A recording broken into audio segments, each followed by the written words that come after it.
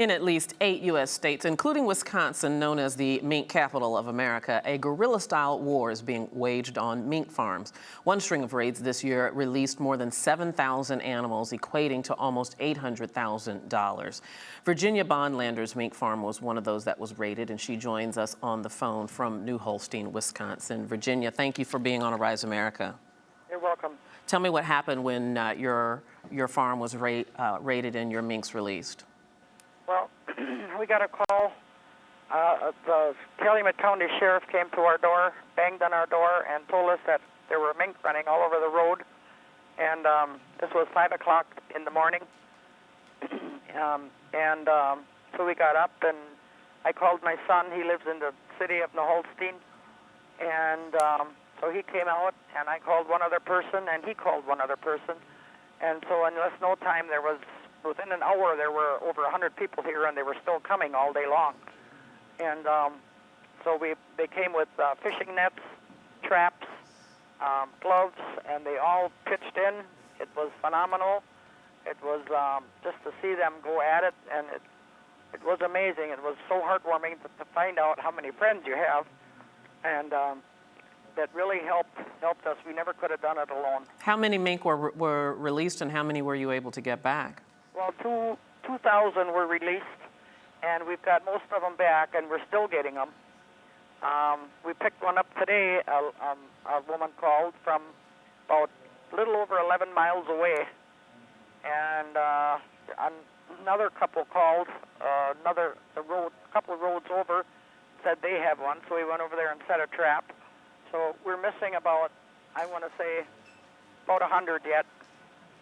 I want to ask you, Virginia, do you sort of understand some of the other side of this issue's point that, raising animals solely for the purpose of fashion could be considered cruelty? I know this is a business for you, and it may even be a family business, but do you at least understand the point that they're trying to make?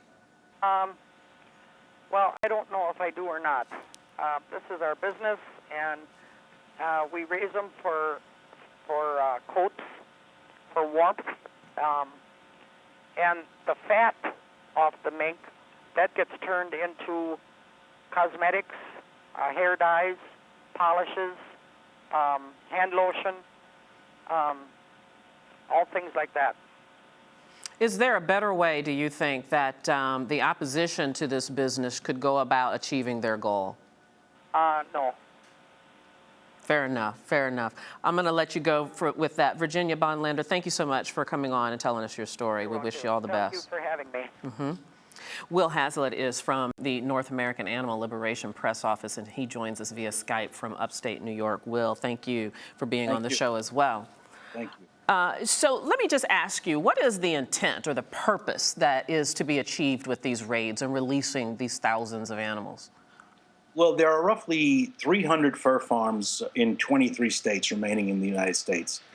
The goal of these liberation efforts, which are conducted by compassionate individuals who have never harmed a human being in hundreds of similar raids over 30 years, the goal is to shut these fur farms down and have no more fur farms in the United States. So you want to, well, I shouldn't say you specifically, but the goal is to exact an economic impact on these fur farms. That's correct. Okay, but let me ask you this. Is there not perhaps a harm to the animals that are being released that have been bred and born in captivity, do not have survival skills out in the wild, and you release them to fend for themselves? Isn't there potential for harm for the animals? Well, this is a sort of scripted and contrived reply that fur farmers give. It's quite frankly fanciful.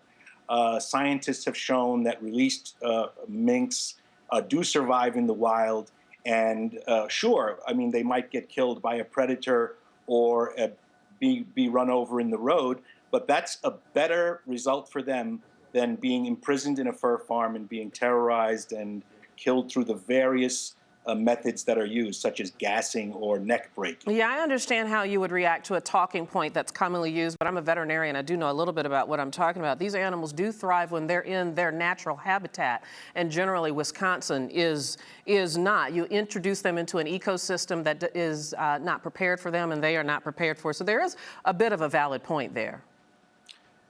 Well, The point might be valid, but at the very same time, I would simply reiterate that it's better for them to be in the wild than it is to be imprisoned on a fur farm where they're terrorized and exploited. Okay. Is there another way that you could go about this besides releasing these animals into the wild? We won't continue to argue that point. But isn't this really about laws and policy and enforcement of what's there?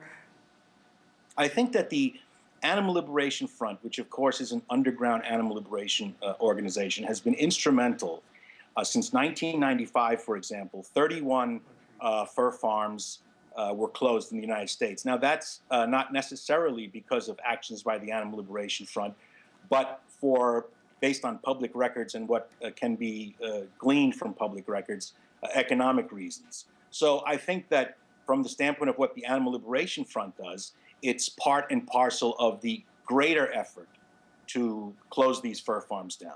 I understand that. Also a part of this, besides public policy and law, there's also the issue of public sentiment. And the truth is, throughout the years that there have been efforts from many animal rights organizations to try to free these animals, try to get people to stop wearing these coats, these hides. People continue to do it. It's a $1.27 billion industry. So might your efforts be better focused on public education and public sentiment?